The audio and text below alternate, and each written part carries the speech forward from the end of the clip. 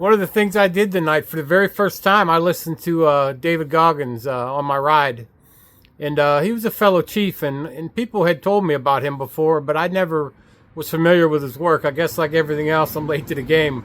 But he had a lot of words of wisdoms in there, but something at the end of what he had said, he had talked about see one, teach one. And this doesn't really so much deal with, you know, the physical aspect of it. It's the mental aspect. It's about becoming a better person. Nothing that I do, that I put out, my content is something that I make money off of. I just find something useful. I like to pass it along, to help other people. That's what I like doing.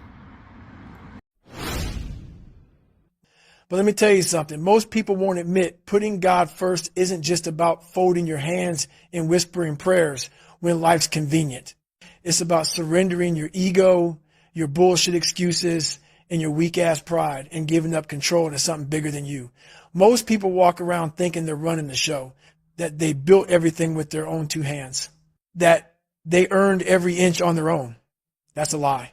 You didn't get here alone. I didn't get here alone. Every ounce of strength I've found, every mountain I've climbed, every voice I've silenced in my own head that told me you ain't shit, none of it was just me.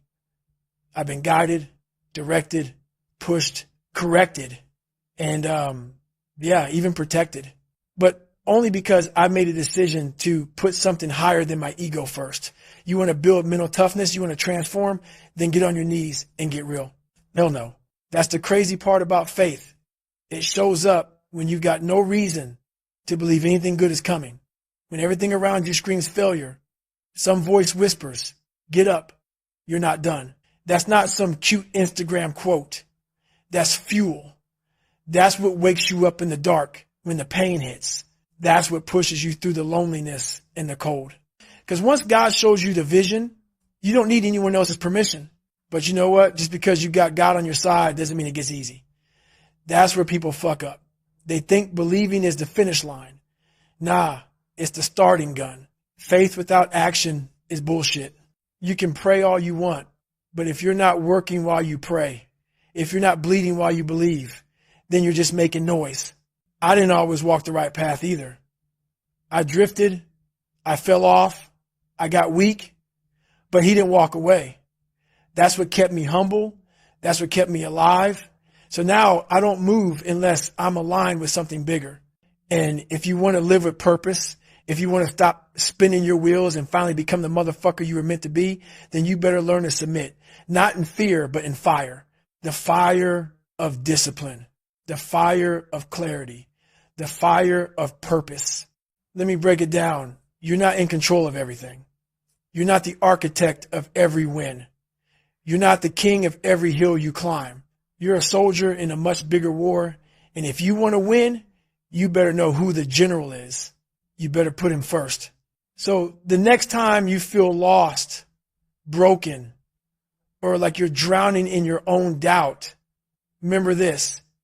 That voice inside you whispering, get up, that's not your ego talking. That's your creator saying, I built you for more.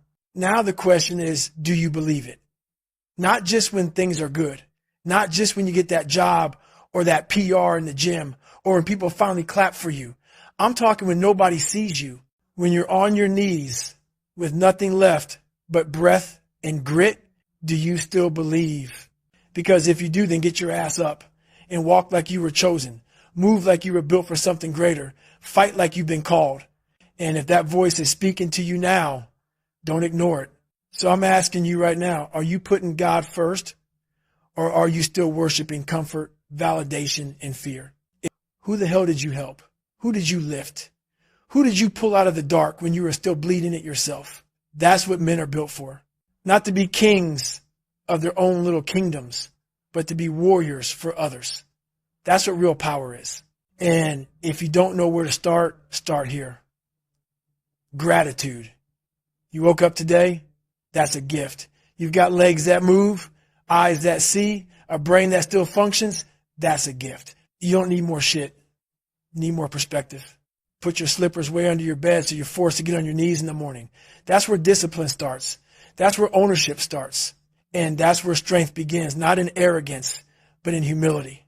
You start your day thanking God for breath, for struggle, for the chance to go one more round. You thank him for grace, for mercy, for the strength to keep going even when it's hell. And you thank him in advance for what's already yours. Because when that desire hits your soul, the one that burns so deep you can't sleep, that's not random. That's confirmation. That's proof from the highest level that what you want is already out there, waiting for the version of you strong enough to earn it. But you don't get to it by wishing. You get to it by working, believing, and becoming a savage who refuses to settle. That itch inside you, that deep knowing that you were built for more, that's not fantasy. That's a message. A reminder that you're not average. You're called. So go after it. Claim it. Bleed for it. Get it. And when you get there, reach the fuck back. Pull someone else up. Light the path for the next man, grinding in the shadows. Each one, teach one. That's how we rise.